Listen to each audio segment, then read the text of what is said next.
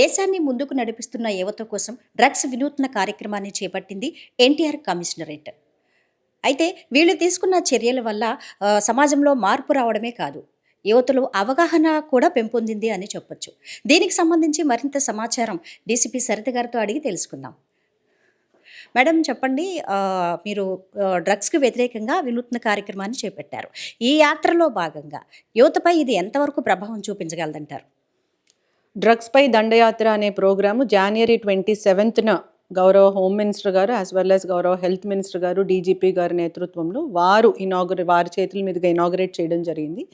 5 police officers NTR police commissionerate నుంచి 34 days 510 kilometers cycle పైన యాత్ర చేస్తూ తద్వారా యువతలో ఇది డ్రగ్స్ మీద ఆసక్తి, డ్రగ్స్ని రహిత సమాజం కావాలనేటటువంటి కోరిక ఉన్నటువంటి ప్రతి సమాజంలో ఉన్న అన్ని వర్గాల నుంచి విశేషమైన స్పందన తీసుకుంటూ జిల్లా వ్యాప్తంగా వాళ్ళు సైకిల్ తోటి యాత్ర చేయడం స్టార్ట్ చేసాం. ఇవాళ 9th day ఆల్రెడీ కంప్లీట్ కూడా చేసుకున్నాం.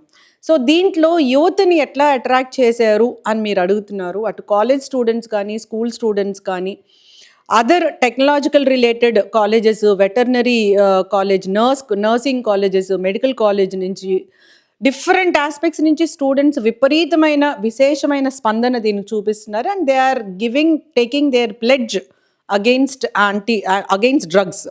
ఈ యాంటీ డ్రగ్ ప్లెడ్జ్ ఆ వెబ్సైట్లో కూడా వాళ్ళు లాగిన్ అయ్యి అందులో జనరేటెడ్ సర్టిఫికేట్స్ కూడా వాళ్ళు తీసుకుంటూ ఉన్నారు.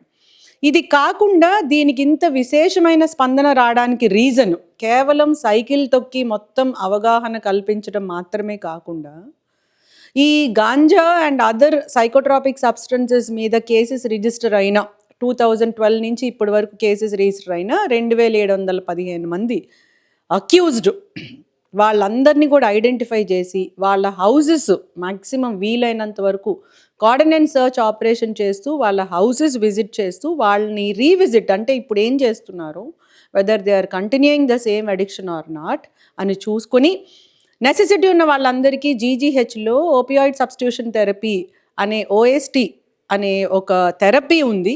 వాళ్ళకి నెసెసిటీ ఉన్న వాళ్ళకి కౌన్సిలింగ్, ఇంజెక్టబుల్ డ్రగ్ యూజర్స్ అయితే వాళ్ళకి ట్రీట్మెంట్ ఫ్రీ ఆఫ్ కాస్ట్ ఇప్పించి వాళ్ళు మళ్ళీ రీహాబిలిటేట్ చేయాలి అనేటటువంటి ఒక ఆస్పెక్ట్లో సైమల్టేనియస్గా వర్క్ నడుస్తుంది. అరౌండ్ 200 మెంబర్స్కి కౌన్సిలింగ్ కూడా ఇప్పించడం జరిగింది.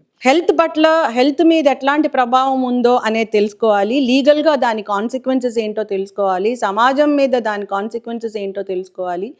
ఒక కాలేజీలో ఒకవేళ ఒక్కడు డ్రగ్ కన్జ్యూమ్ చేస్తే ఆ డ్రగ్ అమ్మడానికి వచ్చినోడు ఈ ఒక్కడికి అమ్మి వెళ్ళిపోడు. ఎందుకు? వాడు ప్రాఫిట్ పెంచుకోవడానికి ట్రై చేస్తాడు కాబట్టి ఇంకా ఎక్కువ మందికి అలవాటు చేస్తాడు. సో తద్వారా ఒక జనరేషన్ మీదే ఇది ఎఫెక్ట్ ఉంటుంది అనేది యూత్లో ముఖ్యంగా బాగా రూట్ లెవెల్లోకి మనం తీసుకెళ్ళిపోవాలి. సో అంత మనం పెనిట్రేట్ అయితే కానీ ఈ కన్జంప్షన్ని, ఈ డిమాండ్ని తగ్గించలేం. డిమాండ్ తగ్గితే ఆటోమేటిక్గా సప్లై చైన్ని కట్ అయిపోతుంది అనేది మా ఉద్దేశం. ఈ విధంగా నేటి సమాజం కానీ అభివృద్ధి కానీ ముందుకు పోవాలంటే, అంటే సమాజం అభివృద్ధి బాటలో పయనించాలంటే యువతే ప్రధాన కారణం. కాబట్టి యువత ఈ రోజులో చూసుకున్నట్టయితే డ్రగ్స్ బారిన పడి వ్యసనంలో మునిగిపోయి అనేక నేరాలు ఘోరాలకి పాల్పడుతుంది. దీన్ని అరికట్టాలనే ఉద్దేశంతో ఎన్టీఆర్ కమిషనర్ వినూత్నంగా డ్రగ్స్కి వ్యతిరేకంగా ఈ కార్యక్రమాన్ని నిర్వహించడం జరిగింది. దీనిలో ప్రతి ఒక్కరూ తమ వంతుగా బాధ్యతగా రెస్పాన్సిబిలిటీగా ఉండవలసిన అవసరం ఎంతైనా ఉంది, తమ వంతు బాధ్యత నిర్వర్తించాల్సిన అవసరం ఎంతైనా ఉంది. ఇందులో భాగంగా వారి అభివృద్ధి కూడా ఎంతో ముఖ్యమని చెప్తున్నారు DCP Saritha garu. Camera person వెంకట్తో ఉషా, ADBC న్యూస్.